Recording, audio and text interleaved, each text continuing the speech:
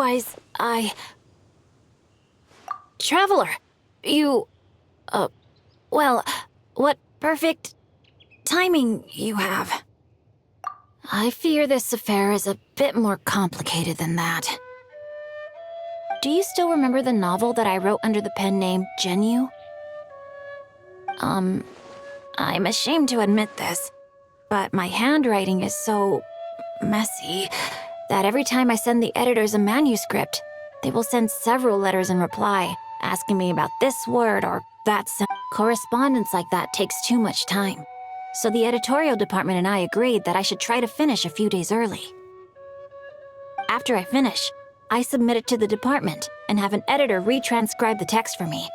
Then, it is handed over to the other editors to print and publish. Indeed, I also feel pretty bad about the whole thing.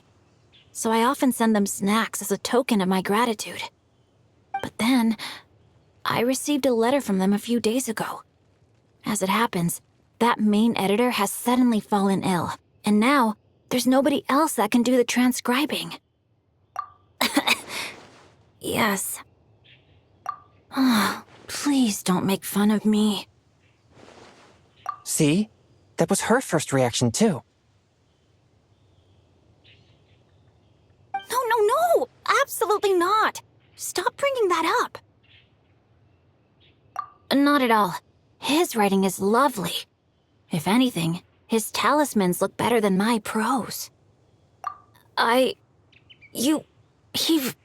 Well... I suggested that to him as well, and at first he agreed to let me transcribe his work. But before I could copy more than a few sections, Xingqiu suddenly grabbed me by the shoulder and began shaking me and telling me to stop.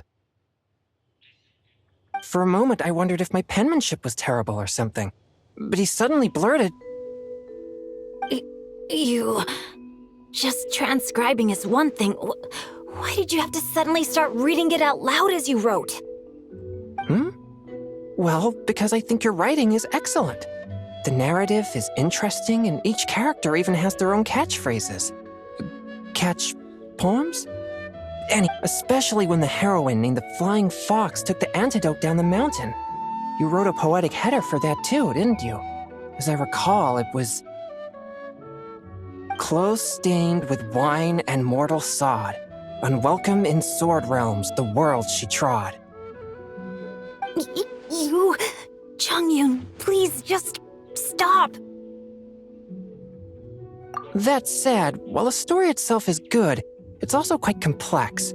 I found myself failing to understand a lot of the details.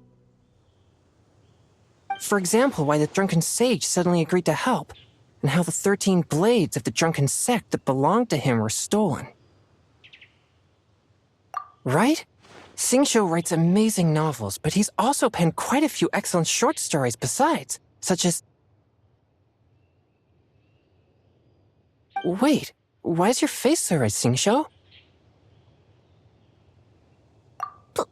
Please, you two, have mercy on me, I beg you. If you say any more, I fear my finger shall crush the hilt of my sword. I'd rather attend half a dozen social banquets than listen to people I know read my work back to me. A typewriter? I've heard of those. They're wondrous machines from Fontaine, yes? Truly? That is wonderful news. I look forward to being forever liberated from the tyranny of calligraphy. The ingenious inventions of Fontaine are truly something. I usually only ever hear of them from my brother, yet never had the chance to touch them myself. Wait, hold on. Doesn't my brother often go with our caravans to Fontaine? He must have heard of... He knows my calligraphy is poor, and that I'm always writing, and yet... he has never once mentioned them to me. Forget it. Now's not the time to worry about things like that. In any case, no matter how marvelous such devices are, there's no way for me to borrow one right now.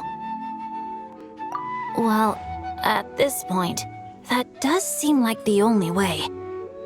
I was just joking before about incorporating your remarks into a novel. But as it turns out, you'll be the one committing mine to paper. Perhaps this was all predetermined. Yes, I suppose ours are intertwined indeed. I'll go back and organize the manuscript.